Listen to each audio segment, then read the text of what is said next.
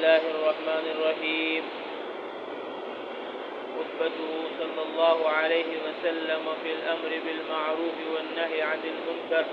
أخرج ابن ماجه وابن حبان عن عائشة رضي الله عنها قالت: دخل علي النبي صلى الله عليه وسلم فعرفت في وجهه أن قد هدره شيء فتوضأ وما كلم أحدا فلتفت بالهجرة أستمع ما يقول، فقعد على المنبر فحمد الله وأثنى عليه وقال: يا أيها الناس إن الله تعالى يقول لكم: مروا بالمعروف وانهوا عن المنكر قبل أن تدعوا فلا أجيب لكم، وتسألوني فلا أعطيكم، وتستنصروني فلا أنصركم، فما زاد عليهن حتى نزل كذا في الترغيب. وأخرجه أحمد والبزار بنحوه كما في المجمع. میرے بھائیو، دوستو، بزرگو، جس طرح ہمارے اوپر نماز، روزہ، حج، زکوٰۃ عبادت فرض ہے، اسی طرح نماز، روزے، حج، زکوٰۃ کی عبادت کی دعوت فرض ہے. لیکن اللہ تعالی ہم سب کو معاف فرمائے، اس فریضے سے آج ہم سب سے زیادہ غفلت میں ہیں.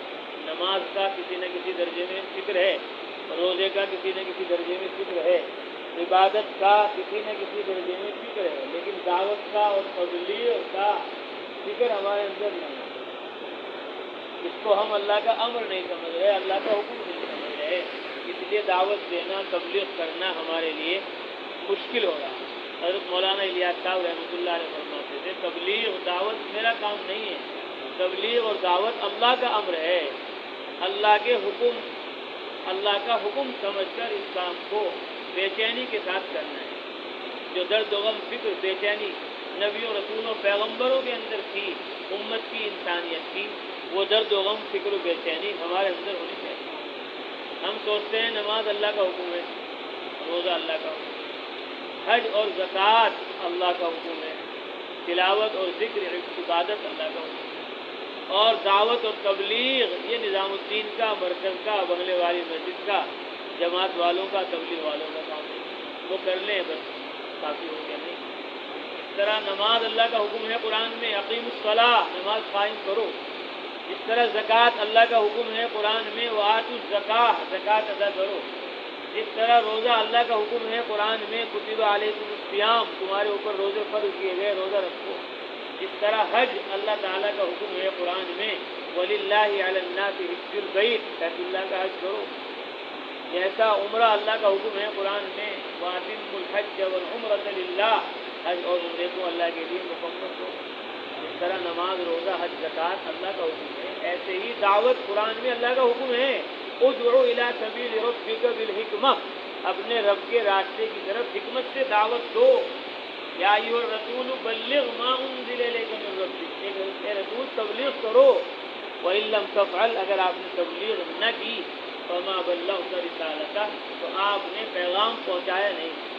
علماء نے لکھا: نبی بغیر تبلیغ کے نبوت کا حق ادا نہیں کر سکتے، اور امتی اپنے امتی ہونے کا حق بغیر تبلیغ کے، بغیر دعوت کے ادا نہیں کر سکتے. یہاں گھنٹوں بیان کرنے پڑتے ہیں، تقریریں کرنی پڑتی ہیں، اس کے باوجود بھی تبلیغ اور دعوت ہمارے سمجھ میں نہیں آ رہی. وہاں آپ صلی اللہ علیہ وسلم نے بہت مختصر انداز میں بات کی، اور صحابہ سب سمجھ گئے کہ اس طرح نماز، روزہ، حج، زکوٰۃ اللہ کا حکم ہے، اسی طرح دعوت اور تبلیغ یہ بھی اللہ کا حکم ہے. اس کو بھی ہمیں ہی اسی طرح اہتمام سے ادا کرنا ہے. مولانا اشرف علی تھانوی رحمۃ اللہ علیہ ہمارے بزرگ ہیں، 1000 کتابیں انہوں نے لکھی. مجدد الملت، حکیم الامت ان کا لقب ہے. فرماتے تھے: مجھے شکایت بے نمازیوں سے نہیں ہے کہ وہ تبلیغ نہیں کرتے، دعوت نہیں دیتے، مجھے شکایت نمازیوں سے ہے. بے نمازیوں سے کیا شکایت؟ وہ تو بیچارے اپنی فکر نہیں کر رہے، دوسرے بھی کیا کریں گے. نمازی سے شکایت ہے کہ جتنی وہ فکر اپنی نماز کی کر رہا ہے، اتنی وہ دوسرے کی کیوں نہیں کر رہا. نماز چھوٹ جائے، رکعت چھوٹ جائے، اس سے افسوس ہوتا ہے، احساس ہوتا ہے.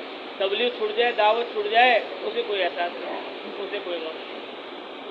حالانکہ جتنی ضروری نماز ہے اتنی ہی ضروری نماز کی تبلیغ ہے. علماء نے لکھا: اسلام میں، دین میں، قرآن میں جو چیز فرض ہے اس کی دعوت دینا فرض ہے، جو چیز واجب ہے اس کی دعوت دینا واجب ہے، جو چیز سنت ہے اس کی دعوت دینا سنت ہے. جو چیز مستحب ہے اس کی دعوت دینا مستحب ہے، جو چیز نفل ہے اس کی دعوت دینا نفل ہے، جو چیز مباح ہے جائز ہے اس کی دعوت دینا جائز ہے۔ دیکھو اللہ کے نبی صلی اللہ علیہ وسلم نے کتنے اہتمام کے ساتھ دعوت کے فریضے کی طرف امت کو متوجہ کیا۔ حضرت عائشہ رضی اللہ تعالیٰ عنہ فرماتی ہیں حضرت محمد صلی اللہ علیہ وسلم دولت قدے کو تشریف لائے، فعرفت فی وجہی ان قد حضروا شیء، میں آپ کا چہرہ انور دیکھ کر پہچان گئی کہ کوئی اہم بات پیش آئی ہے، چہرے پر اس کا اثر تھا۔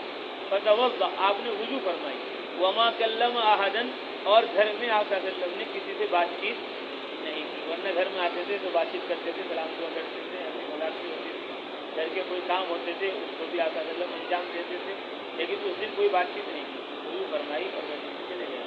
فرماتی ہیں فلصقت بالحجرہ، میں حجرے کی دیوار سے چپک گئی، استمع ما یقول، دھیان سے سنوں اللہ کے نبی صلی اللہ علیہ وسلم مسجد میں کیا بیان فرما رہے ہیں۔ عورتوں کو خیال تھا مسجد کی بات سننے کا، اور آج مرد سوچتے ہیں اس طرح ہم جلدی سے مسجد سے بات چلے ہیں، جماعت تو نہیں آ گئی مسجد میں، ہماری جماعت آ گئی، چلو دوسری مسجد میں چلو، یہاں تو جماعت آ گئی، ابھی بٹھائیں گے، بیان کریں گے، تقریر کریں گے، اب مسجد میں زیادہ وقت دینا پڑے گا ہمیں، تو ہم اعلان سنتے بھاگ جاتے ہیں، اس لیے سب میں نیت باندھتے ہیں کہ اگر نیت باندھ لی، آگے کوئی پیچھے نیت باندھ لے گا تو ہمیں یہاں بیٹھنا پڑے گا۔ ہم مسجد میں رہ کر بھی سننا نہیں چاہتے، اور وہ گھر میں رہ کر سننا چاہ رہی تھی بات، عورتوں کا یہ خیال تھا۔ فرماتے ہیں فلصقت بالحجرہ، حجرے سے چپک گئی میں کہ دھیان سے سنوں اللہ کے نبی کیا بیان فرما رہے ہیں۔ فرماتی ہیں فقعد علی المنبر، آپ حضرت ممبر پر جلوہ افروز ہوئے، فحمد اللہ واثنى علیہ، اللہ کی حمد و ثنا بیان کی، وقال، اور فرمایا یا ایھا الناس، اے لوگو، یہ نہیں فرمایا اے 4 مہینے والوں، چلے والوں، تبلیغ والوں، جماعت والوں، نہیں، یا ایھا الناس، اے سارے انسانوں، اس طرح سارے انسانوں پر عبادت اللہ کی فرض ہے، سارے انسانوں کو اللہ کا حکم ماننا ضروری ہے، ایسے ہی اللہ کا حکم سارے انسانوں کو پھیلانا پہنچانا ضروری ہے۔ اس لیے فرمایا یا ایھا الناس، اے لوگو، یہ نہیں کہا اے علماء، اے حفاظ، اے اماموں، اے مؤذنوں، اے قاریوں، نہیں، یا ایھا الناس، اے انسانوں، ان اللہ تعالی یقول لکم، اللہ تعالیٰ تم سب سے فرما رہے ہیں، اللہ تعالیٰ تم سب سے فرما رہے ہیں، کیا فرما رہے ہیں؟ مروا بالمعروف، تم سارے کے سارے اچھی باتوں کا حکم کرو۔ اچھی باتیں کیا ہیں؟ ایمان ہے، نماز ہے، روزہ ہے، حج ہے، زکوٰۃ ہے، تلاوت ہے، ذکر ہے، عبادت ہے، سارے احکام اس کے اندر آ گئے۔ وَانْهَوْا عَنِ الْمُنْكَرِ، اور تم سب کے سب برائی سے روکو، کفر سے روکو، شرک سے روکو، جہالت سے روکو، غفلت سے روکو، بددینی بے دینی سے روکو، منمانی منچائی سے روکو، ہر برائی سے روکو اور ہر اچھائی کی دعوت دو۔ قبل ان تدعوا فلا اجیب لکم، قبل اس کے کہ تم دعائیں مانگو اور میں تمہاری دعائیں قبول نہ کروں۔ دعائیں قبول نہیں ہو رہی، اس کی ایک وجہ یہ بھی ہے کہ ہم تبلیغ نہیں کر رہے، دعوت نہیں دے رہے، اللہ کے بندوں کو اللہ کی طرف نہیں بلا رہے، اس لیے دعائیں قبول نہیں ہو رہی۔ فرمایا وَتَسْأَلُونِی، اس سے پہلے کہ تم مجھ سے سوالات کرو، فَلَا أُعْطِيَكُمْ، اور میں تمہیں کچھ نہ دوں، وَتَسْتَنصِرُونِی، اور تم سب کے سب مجھ سے مدد چاہو کہ اللہ مدد کر، اللہ فرما رہے ہیں فَلَا أَنْصُرَكُمْ، اور میں تمہاری مدد نہ کروں۔ اللہ کی مدد جب آئے گی، جب ہم اللہ کے دین کی مدد کریں گے، اور اللہ کے دین کی مدد یہ ہے کہ اللہ کے دین کو پھیلاؤ، اللہ کے دین بہت ضروری چیز ہے، آج ہم اس کا اہتمام نہیں کرتے۔ مولانا الیاس صاحب رحمۃ اللہ علیہ مرکز میں نظام الدین میں بنگلے والی مسجد میں نماز پڑھاتے تھے، جب بیمار ہو گئے بہت زیادہ، کوئی دوسرا آدمی سے نماز پڑھانے لگے، لیکن حضرت مسجد میں آتے تھے، جماعت کے ساتھ نماز میں شریک ہوتے تھے، تو جب حضرت کسی نے امامت کرائی، نماز پڑھائی، نماز کے بعد کوئی دعا مانگی جو مولانا الیاس صاحب مانگتے تھے بار بار، اللہم انصر من نصر دین محمد صلی اللہ علیہ وسلم، اے اللہ اس کی مدد کر جو محمد صلی اللہ علیہ وسلم کے دین کی مدد کی، وخذل من خذل دین محمد صلی اللہ علیہ وسلم، اور اس کی مدد نہ کر، اس کو بے یار و مددگار چھوڑ دے جو محمد صلی اللہ علیہ وسلم کے دین کی مدد نہ کرے۔ مولانا الیاس صاحب بیٹھے ہوئے تھے، سب نے آگے منہ کیا اور فرمایا بھائیو غور کرو اس دعا پر، یہ دعا ہمارے لیے دعا ہے یا یہ ہمارے لیے بد دعا ہے؟ اگر ہم دین کی مدد کر رہے ہیں پھر تو اللہ کے نبی کی یہ دعا ہمارے حق میں ہے، اور اگر ہم اللہ کے دین کی مدد نہیں کر رہے تو پھر یہ ہمارے لیے بد دعا ہے۔ جب نبی کی بددعا لگ جائے گی کہاں مدد آئے گی اللہ کی، کہاں اللہ کی نصرت آئے گی؟ کہ اللہ کی مدد اور اس کی نصرت جب آئے گی جب ہم اس کے دین کی مدد کریں گے۔ قرآن میں صاف ہے ان تنصروا اللہ ینصرکم، تم اللہ کے دین کی مدد کرو اللہ تمہاری مدد کرے گا۔ اپنی عائشہ رضی اللہ عنہا فرماتی ہیں وما زاد علیہن، آپ صلی اللہ علیہ وسلم نے اس سے زیادہ کوئی بات نہیں کی، حتی نزلہ، یہاں تک کہ آپ صلی اللہ علیہ وسلم ممبر سے نیچے اتر آئے اور سارے صحابہ سمجھ گئے کہ بھائی ہمیں نماز کی طرح تبلیغ کرنی ہے، روزے کی طرح تبلیغ کرنی ہے، حج کی طرح زکوٰۃ کی طرح تبلیغ کرنی ہے، عبادت کی طرح ہمیں دعوت دینی ہے۔ اس طرح وہ سمجھ گئے، اللہ کرے اس طرح ہم بھی سمجھ جائیں۔ اس کے لیے کہتے ہوئے 4 مہینے لگاؤ، اس کے لیے کہتے ہوئے چلہ لگاؤ، اس کے لیے کہتے ہوئے 3 دن لگاؤ، اس کے لیے کہتے ہوئے گھر کرو، ملاقاتیں کرو، اس کے لیے کہتے ہیں گھر میں مسجد میں تعلیم کرو۔ جب گھر میں روزانہ مشورہ ہوگا، روزانہ تعلیم ہوگی، روزانہ کسی بات کا مذاکرہ ہوگا، تب گھر والوں کا ذہن بنے گا، بچوں کا، بیوی کا ذہن بنے گا۔ جب گھر والوں کا ذہن بن جائے گا اب وہ خود کہیں گے جاؤ بھائی 5 مہینے کے لیے، جاؤ بھائی 4 مہینے کے لیے، جاؤ بھائی کھیلنے کے لیے، جاؤ بھائی کھیلنے کے لیے۔ جب گھر میں ماحول ہی نہیں بنے گا تو کیسے نکلے گا آدمی؟ نکلنا مشکل ہو جائے گا۔ سب کرو، ارادے کرو کہ انشاءاللہ 4 سے لے کر لگائیں گشت کریں گے، ملاقاتیں کریں گے، مشورہ کریں گے، تو بہت ضروری ہے۔ ابھی ہم گئے جماعت میں 10 ضلعوں میں، ہر ضلع کے علماء سے ہم ملے، ان سے ملاقاتیں کی، تو ہم نے ان کے سب سے کہا، قرآن میں اللہ فرما رہے ہیں وَلِكُلٍّ دَرَجَاتٍ مِّمَّا عَمِلُوا، ہر ایک کو قیامت میں، جنت میں، آخرت میں درجے اس کے عمل کے برابر ملیں گے، جتنا جو عمل کرے گا اتنا ہی اس کو اجر ملے گا۔ اور میں نے کہا یہ ایک آیت ہی ہمارے لیے کافی ہے تبلیغ کو، دعوت کو سمجھنے کے لیے۔ پورا قرآن تو بہت دور ہے، پوری روایت حدیث تو بہت بڑا ذخیرہ ہے، صرف یہی آیت اگر ہم سمجھ لیں تو ہمارے لیے تبلیغ اور دعوت آسان ہو جائے۔ بھائی جب مشورے میں بیٹھو گے عمل بڑھے گا نہیں بڑھے گا، ملاقاتیں کرو گے عمل بڑھے گا نہیں بڑھے گا، تعلیم میں بیٹھو گے عمل بڑھے گا نہیں بڑھے گا، 3 دن لگاؤ گے گاؤں میں دیہات میں، جاؤ گے بیوی کو چھوڑ کر، بچوں کو چھوڑ کر، دکان کارخانہ بند کر کر، تو ثواب بڑھے گا نہیں بڑھے گا، عمل بڑھے گا نہیں بڑھے گا۔ تو یہ بڑھا ہوا عمل وہاں کام آئے گا قیامت میں، آخرت میں۔ یہی اگر ہم سمجھ لیں تو ہمارے لیے مشورہ بھی آسان، تعلیم بھی آسان، ملاقاتیں بھی آسان۔ اور اگر ہم یہ نہیں سمجھے تو وہی تبلیغ والوں کام ہے، جماعت والوں کام ہے، وہی یہ کرتے رہیں گے تو ہمارا عمل کم ہو جائے گا۔ اور کل تو پہلے مدرسے میں پڑھ رہے تھے، تو مدرسے میں تو سب قسم کے لوگ ہوتے ہیں طلبا، تو وہ کہنے لگے طالب علم مجھے کہ بھائی اگر میں جماعت میں نہیں رہے تو کیا ہوگا؟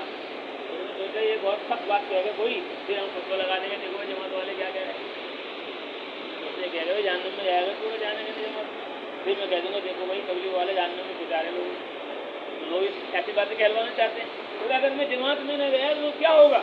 یعنی کہ اگر تم جماعت میں نہیں گئے تو اس جماعت سے جو فائدے ہو رہے ہیں اس سے تم محروم ہو جاؤ گے۔ بھائی اس جماعت سے جو فائدہ ہونے والا ہے تمہیں وہ نہیں ملنے گا۔ تمہیں تاجر جو ہے، تاجر نفع نہ ہونے کو، نقصان ہونے کو تو نقصان سمجھتا ہی ہے کہ وہ نقصان ہو گیا کاروبار میں، نفع نہ ہونے کو بھی کیا سمجھتا ہے وہ تو نقصان ہی ہوا، کچھ آیا نہیں جب تو نقصان ہی ہوا، پورے دن بیٹھے رہے وہاں کچھ آیا ہی نہیں، نقصان یہ بھی نقصان ہی ہے، کچھ نہیں آیا، تو جو کمایا نہیں ہم نے تو وہ بھی ہمارا نقصان ہی ہے۔ تو آپ تبلیغ میں جائیں گے، دعوت میں جائیں گے، کتنے لوگ نماز پڑھنے والے بنیں گے ہمارے ذریعے، کتنے لوگ روزہ رکھنے والے بنیں گے، کتنے لوگ حج کرنے والے بنیں گے، کتنے لوگ زکوٰۃ دینے والے بنیں گے، کتنے لوگ مسجد میں آنے والے بنیں گے، ان سب کا اجر و ثواب اللہ تعالیٰ ہمیں عطا فرمائیں گے۔ کل قیامت میں، آخرت میں جتنے اعمال جس کے زیادہ ہوں گے اتنا ہی اجر، اتنے ہی درجے اس کے اللہ تعالیٰ بلند فرمائیں گے۔ اس لیے اللہ کے نبی نے فرمایا آدمی جنت میں چلا جائے گا، جنت میں جا کر بھی افسوس کرے گا، احساس کرے گا۔ اللہ کے نبی نے فرمایا لَيْسَ يَتَحَسَّرُ أَهْلُ الْجَنَّةِ إِلَّا عَلَى سَاعَةٍ مَرَّتْ بِهِمْ لَمْ يَذْكُرُوا اللَّهَ شَيْئًا، کہ اللہ تبارک و تعالی جب جنت میں آدمی کو پہنچا دیں گے تو وہاں جا کر اس کو افسوس ہوگا، احساس ہوگا ان گھڑیوں پر، ان وقتوں پر جو بغیر اللہ کے نام کی گزر گئی، بغیر اللہ کے کام کی گزر گئی۔ ایک تو اللہ کا نام ہے اور ایک اللہ کا کام۔ اللہ کا نام یہ ہے سبحان اللہ کہو، الحمدللہ کہو، اور اللہ کا کام یہ ہے کہ لوگوں کو تیار کرو، بھائی ذکر کرو، بھائی توبہ کرو، استغفار کرو، بھائی اللہ سے معافی مانگو، بھائی مسجد میں آ جاؤ۔ تو اللہ کا نام بھی ضروری ہے اور اللہ کا کام بھی ضروری ہے۔ نام یہ ہے کہ ہم اس کی عبادت کریں اور کام یہ ہے اس کی طرف لوگوں کو دعوت دیں گے سب دعوت انشاءاللہ۔ کون کون دعوت دے گا؟ اللہ وَإِلَٰهُكُمْ إِلَٰهٌ وَاحِدٌ لَا إِلَٰهَ إِلَّا هُوَ الرَّحْمَٰنُ الرَّحِيمُ۔ سبحان ربي العلي الأعلى الوهاب. لا إله إلا أنت سبحانك إنا كنا من الظالمين. اللهم صل على محمد وعلى آل محمد كما صليت على إبراهيم وعلى آل إبراهيم إنك حميد مجيد. اللهم بارك على محمد وعلى آل محمد كما باركت على إبراهيم وعلى آل إبراهيم إنك حميد مجيد. ربنا آتنا في الدنيا حسنة وفي الآخرة حسنة وقنا عذاب النار وقنا عذاب القبر وقنا عذاب الحشر وقنا عذاب الصراط يا ودود يا ودود يا ذا العرش المجيد. اهد قلوبنا واغفر ذنوبنا واستر عيوبنا ويسر أمورنا وثبت على الصراط أقدامنا. اللهم علمنا آداب الدعوة والتبليغ واجعلنا متصفين بصفات الداعين والمبلغين. اللهم اجعلنا هادين مهتدين غير ضالين ولا مضلين. یا اللہ ہمارے گناہوں کو معاف فرما. یا اللہ ہماری خطائیں سے درگزر فرما. یا اللہ ہمارے یہاں جمع ہونے کو پڑھنے سننے کو قبول فرما. پڑھنے سننے میں کہنے سننے میں جو غلطی ہوتا ہے اس کو معاف فرما. آئندہ صحیح سے کہنے کی سننے کی عمل کرنے کی اور علم و عمل کی دعوت کو لے کر ساری دنیا میں جماعتیں بنا بنا کر جانے کی ہمیں پوری امت مسلموں کو توفیق نصیب فرما. یا اللہ ہماری مسجدوں کو مسجد نبوی جیسا بنا. ہمارے گھروں کو حضرت محمد مصطفیٰ صلی اللہ علیہ وسلم کے گھروں جیسا بنا. یا اللہ ہماری بستیوں محلوں کو مدینہ منورہ جیسا بنا. یا اللہ ہمارے مردوں کو عورتوں کو بچوں کو حضرت محمد مصطفیٰ صلی اللہ علیہ وسلم کی طرح دعوت میں عبادت میں علم میں ذکر میں لگنے لگانے کی توفیق عطا فرما. یا ارحم الراحمین ہمارے بیماروں کو شفا نصیب فرما. ہمارے مقروضوں کی قرضوں کی ادائیگی کے سے بندوبست فرما. ہمارے مرحومین کی مغفرت فرما. یا ارحم الراحمین ہمارے مولانا منظور نعمان رحمہ اللہ کی صاحبزادی کا آج انتقال ہوا. اے اللہ ان کی مغفرت فرما. اے اللہ ان کے درجات بلند فرما. کروٹ کروٹ ان کو چین سکون نصیب فرما اور ہم سب کو سعادت والی زندگی نصیب فرما. شہادت والی موت نصیب فرما. برے خاتمے سے ہم سب کی پوری امت کی پوری حفاظت فرما. اے اللہ ہمیں پوری امت مسلموں کو جہنم سے نجات عطا فرما. اے اللہ ہمیں پوری امت مسلموں کو جنت الفردوس میں داخل فرما. اے اللہ علم کی علماء کی مدارس کی محبت ہمارے دلوں میں پیدا فرما. ذکر کی ذاکرین کی خانقاہوں کی محبت ہمارے دلوں میں پیدا فرما. تبلیغ کی مبلغین کی مراکز کی محبت ہمارے دلوں میں پیدا فرما. یا اللہ کتابوں کی مصنفین کی کتب خانوں کی محبت ہمارے دلوں میں پیدا فرما. ہم سب کو ایک فرما نیک فرما. ہمارے سینوں کو کینوں سے پاک فرما. اے اللہ ہماری بخشش فرما. پوری امت مسلمہ کی بخشش فرما. ہر سال ہمیں حج کرنے کی توفیق عطا فرما. ہر مہینے عمرہ کرنے کی توفیق عطا فرما. بیت المقدس کی حاضری بھی ہمارے لیے مقدر فرما. وہاں بھی نمازیں پڑھنے کی ہمیں توفیق عطا فرما. اور اے اللہ ظالموں کو یا ارحم الراحمین مجرموں کو ہدایت عطا فرما. یا ارحم الراحمین اگر ان کی قسمت میں ہدایت نہیں ہے ان کو چن چن کر ہلاک فرما. زیر و زبر فرما. نیست و نابود فرما. جیسے فرعون کو قارون و شداد و حامان کو آپ نے سبق سکھلایا آج کے فرعون و قارون و شداد و حامانوں کی بھی اللہ پکڑ فرما. اے اللہ ان کو بھی نیست و نابود فرما. مسلمانوں کی مدد فرما نصرت فرما. اپنی غیبی تعداد شامل حال فرما. مولا ہم نے جو مانگا وہ بھی عطا فرما. جو مانگنے سے رہ گیا وہ بھی عطا فرما. اللهم إنا نسألك من الخير كله عاجله وآجله ما علمنا منه وما لم نعلم ونعوذ بك من الشر كله عاجله وآجله ما علمنا منه وما لم نعلم. نسألك الجنة وما قرب إليها من قول أو عمل ونعوذ بك من النار وما قرب إليها من قول أو عمل. نسألك مما سألك به محمد صلى الله عليه وسلم ونعوذ بك مما تعوذ منه محمد صلى الله عليه وسلم وما قضيت لنا من قضاء فاجعل عاقبته رشدا. آمين. صلى الله تعالى على خير خلقه محمد وعلى آله وأصحابه أجمعين برحمتك يا أرحم الراحمين.